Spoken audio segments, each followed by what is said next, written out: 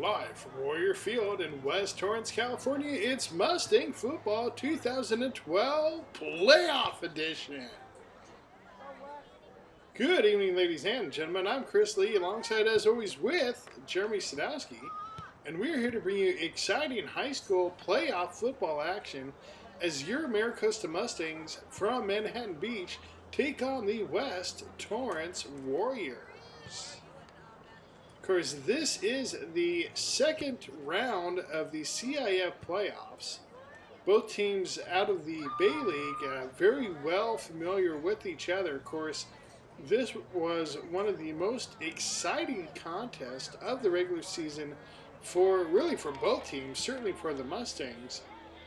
Mustangs barely won that contest, but it was a gunshoot throughout the entire football contest, going back and forth. Mustangs throwing up a ton of points, but West Torrance staying right with them all the way to the end. So the Mustangs and West both know the defensive matchups is going to be the key here tonight. It's going to come down to which defense can come up with the big plays to really pull the team a victory tonight. Of course, usually Jeremy Sadowski is down on the field. He's actually in the booth with me tonight, fans. So, Jeremy, while I have you up here, I want to take advantage of it. You've seen both teams pretty closely throughout this season. What different things can we expect to see from the defenses? Can they come up with an answer to stop the other team's offense? Well, Chris, like you mentioned, the first meeting that these two teams met was a shootout, and both these teams feature a very different offensive attack. The Mustangs were able to run all over the West Torrance defense, whereas the West Torrance Warriors were able to, with quarterback Joey Notch, were able to dominate through the defensive backfield and gain most of their yardage through the air. So it's a contrast in styles, but it should be a good rematch here in West Torrance. Contrast in styles for sure. Mustangs will run a primary split back formation, and they will most likely typically go with more of an option attack out of that split back formation, while West Torrance expect to see a lot of shotgun formation, particularly with 3 and 4 receiver sets. Although, just because they're in shotgun, don't think they won't run. They will run a lot of draw and sweep plays out of that shotgun formation. So the Mustangs defense can't simply drift back into pass protection only. They do still need to be aware of a potential run threat for these Warriors. Of course, this game is at West Torrance's home field, so we'll have to see if that plays a factor into tonight's contest. Though with the familiarity of both teams with each other, I think at this stage, neither team really feels they have a home field advantage over the other. They both feel pretty comfortable playing at each other's fields. Would you agree, Jeremy? Yeah, Chris.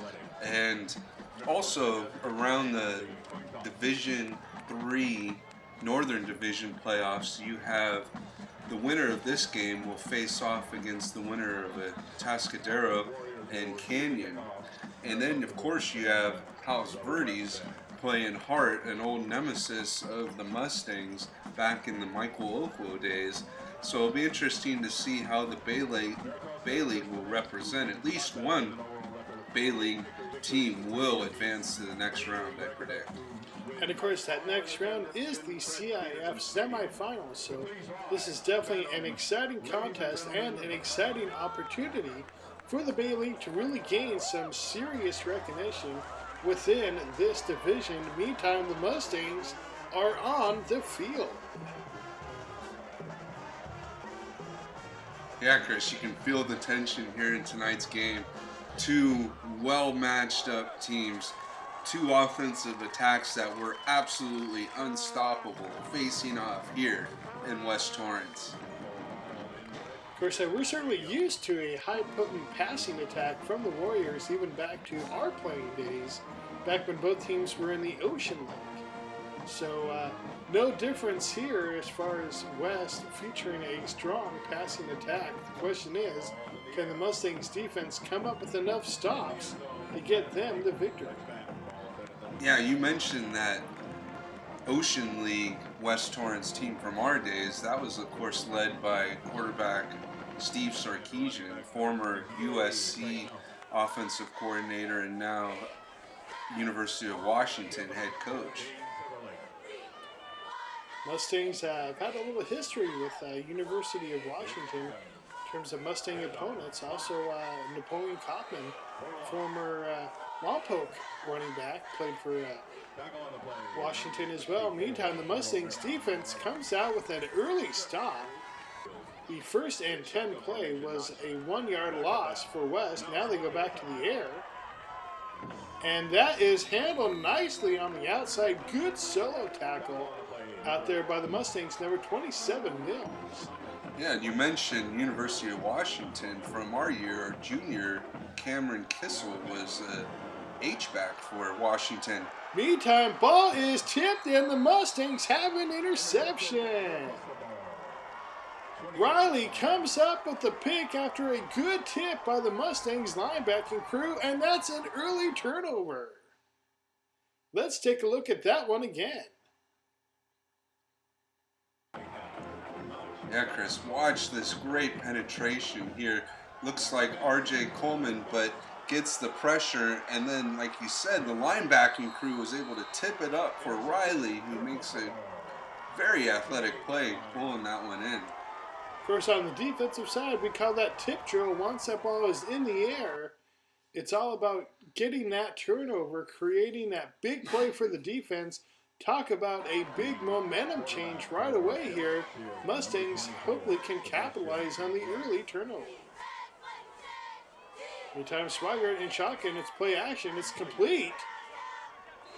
After the fake handoff there, he hits number 25, Lawson Gale, who was lined up as a wideout.